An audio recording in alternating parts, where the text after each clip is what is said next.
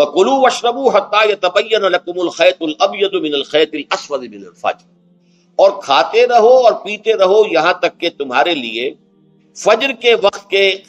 اعتبار سے سفید ڈوری سیاہ ڈوری سے بالکل علیحدہ ہو جائے۔ اصل میں اس کو بعض صحابہ نے تو سمجھا کہ یہ لغوی معنی اس کے لیے کہ آپ اپنے تکیے میں ایک سفید دھاگا رکھ لیا اور ایک کالا رکھ لیا، اور دیکھتے رہتے تھے جب یہ سفید اور کالا علیحدہ علیحدہ نظر آنے لگے تو پھر روزے کا رکھنے کا وقت شروع ہو چکا اور اب کھانا پینا بند کر دیا جائے۔ فرمایا گیا یہ مراد نہیں ہے، یہ جب پاؤ پھٹتی ہے تو اس کے اندر ایک سفید سی لکیر جو ہے افق کے اوپر آتی ہے، یہ ہے مراد کہ وہ جو سفید لکیر ہے وہ ظاہر ہو جائے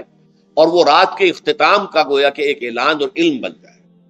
تو وَكُلُوا وَاشْرَبُوا، اب اس کی جو ہے بڑی تاکید کی گئی، تَسَحَّرُوا فَإِنَّ فِي السُّحُورِ بَرَكَةٌ، سحری ضرور کیا تھا اور یہ در حقیقت برکت کا ذریعہ ہے۔ یہ بھی آپ نے فرمایا ہمارے اور یہود کے روزے کے مابین جو فرق ہے وہ سحری ہے، یہ سحری، کیونکہ روزہ جو ہے وہ فجر سے لے کر غروب آفتاب تک ہے، طلوع آفتاب سے نہیں، فجر سے، جبکہ وہ سفیدہ سحر جس کو ہم کہتے ہیں نمودار ہو جائے۔ طلوع آفتاب تو ابھی 1.5 گھنٹے بعد ہوگا کہیں جا، لیکن اس وقت جو ہے روزہ شروع غروب آفتاب پر ختم۔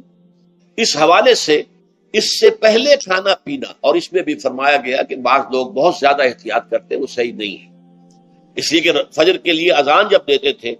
تو اس میں بعض حضرات ذرا جلدی کرتے تھے، حضور نے فرمایا کہ نہیں دیکھو یہ ذرا جلدی کر دیتے ہیں، اگر تم میں سے کسی کے ہاتھ میں پیالہ ہے ابھی وہ کچھ کھا رہا ہے اذان ہو گئی ہے تو وہ اپنا پیالہ پورا کر لے، اس میں بھی تشدد کی ضرورت نہیں، جیسے کہ اس سے پہلے ہم پڑھ چکے یسروا ولا تعسروا یرید اللہ بکم اليسر ولا یرید بکم العسر، اللہ تمہارے ساتھ آسانی چاہتا ہے، سختی نہیں چاہتا۔ تو اسی طرح فرمایا وَكُلُوا وَاشْرَبُوا حَتَّى يَتَبَيَّنَ لَكُمُ الْخَيْطُ الْأَبْيَضُ مِنَ الْخَيْطِ الْأَسْوَدِ مِنَ الْفَجْرِ،